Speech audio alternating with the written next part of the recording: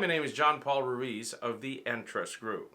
With a growing array of investments available to retirement plan investors, moving IRA assets from different types of financial institutions as well as different types of IRAs is essential. However, the core knowledge of the different ways to move assets in the retirement space is something that an IRA investor may not be familiar with, and that's where the investment advisor comes in. The quarterback, or the one that guides an IRA investor on how to facilitate the process of moving assets to and from retirement plans to avoid the pitfalls such as taxation and penalties. We're going to talk about two different ways to move assets in the retirement space, mainly an IRA. Unlike employer-sponsored plans where there is the employer that could help guide the plan participant in moving their assets to another plan or an IRA, the IRA holder is relying on other experts such as the investment advisor, their tax consultant, or legal consultant to assist them in guiding them through the process of moving their retirement plan assets from one custodian to another.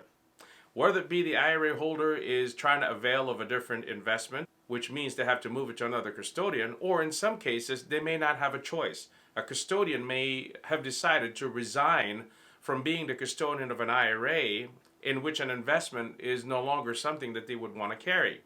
Nonetheless, it would require moving IRA assets. Now, there are two ways to move assets in the IRA space, one of which is what we call a transfer, and the other one is a rollover. In a transfer, it is a non-taxable, non-reportable movement of assets between like plans. When I say like plans, we're talking about a traditional to traditional, Roth to Roth, or a simple to a simple IRA. Now, in a transfer, the individual does not take constructive receipt of the funds, meaning the financial institution works out an agreement to send the assets directly from the one financial institution to another, thus avoiding taxation as well as reporting. In other words, it's not reported to the IRS.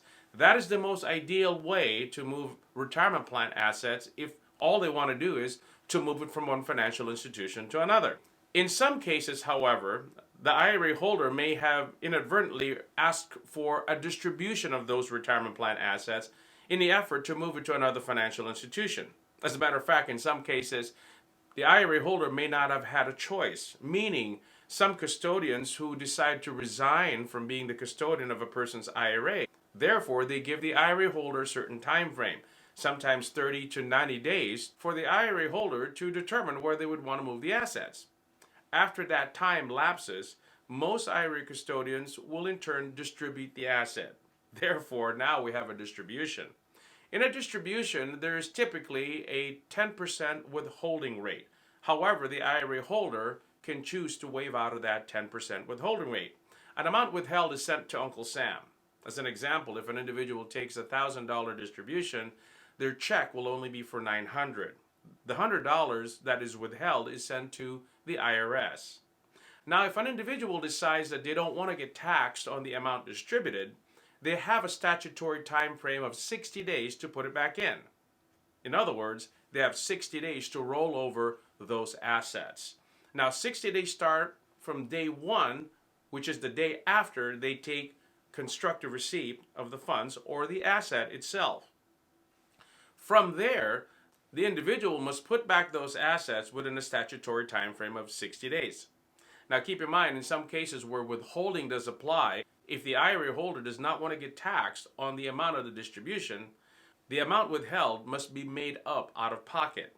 In my example, that $100 that was sent to Uncle Sam must be made up out of pocket to avoid taxation as well as additional penalties if the individual is under the age of 59 and a half. Along with the 60-day restriction, the individual is also limited to only being able to roll over one distribution within a 12-month period. And that means if an individual takes a distribution from a traditional IRA as an example and decides to roll that amount back, they are prohibited from rolling back in any other distribution within a 12-month period from when that original amount was actually distributed. In other words, if an individual takes multiple distributions, they're only allowed to roll back one of those distributions within that same 12-month period.